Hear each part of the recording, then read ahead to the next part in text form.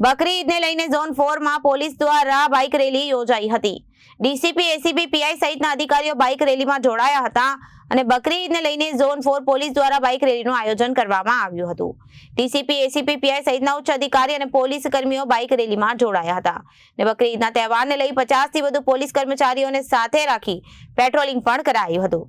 બકરી ઈદને લઈ zone 4 police દ્વારા બાઇક રેલી યોજાઈ હતી। ડીસીપી, એસીપી, પીઆઈ સહિતના અધિકારીઓ બાઇક રેલીમાં જોડાયા હતા। બકરી ઈદને લઈને ઝોન 4 પોલીસ દ્વારા બાઇક રેલીનું આયોજન કરવામાં આવ્યું હતું અને ડીસીપી, એસીપી, પીઆઈ સહિતના અધિકારીઓ બાઇક રેલીમાં જોડાયા હતા। બકરી ઈદના તહેવારને લઈ 50 થી વધુ પોલીસ કર્મીઓને સાથે રાખી પેટ્રોલિંગ કરાયું હતું।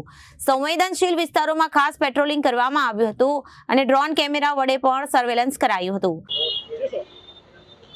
आज रोज माननीय पोलीस कमिश्नर श्री गहलोत साहेब तथा सेक्टर श्री डामोर साहेबना मार्गदर्शन हेठळ झोन 4 डीसीपी श्री विजयसिंह गुर्जर साहेबना साथे अठवा पोलीसना 50 થી વધુ બાઇક સવાર પોલીસ અધિકારી મિત્રોએ અઠવાના સંવેદનશીલ વિસ્તારોમાં બકરી નિમિત્તે પેટ્રોલિંગ કરેલું અને ડ્રોન દ્વારા પણ સર્વેલન્સ કરવામાં આવેલું।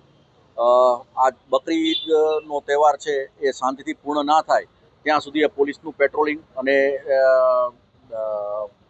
અસામાજિક તત્વો વિરુદ્ધમાં અટકાયતી પગલાંની વગેરેની કામગીરીઓ ચાલુ રહેશે અને મીડિયાના મિત્રો થકી અમે સુરત પોલીસ આપ સૌને સંદેશો આપવા માંગીએ છીએ કે સોશિયલ મીડિયા પર ચાલતી અફવાઓને ધ્યાનમાં ના લઈ અને લોકલ પોલીસ મારફતે વેરીફાઈ કરાવી અને પછી જ આગળ ફોરવર્ડ કરશો એવી અપેક્ષા સાથે।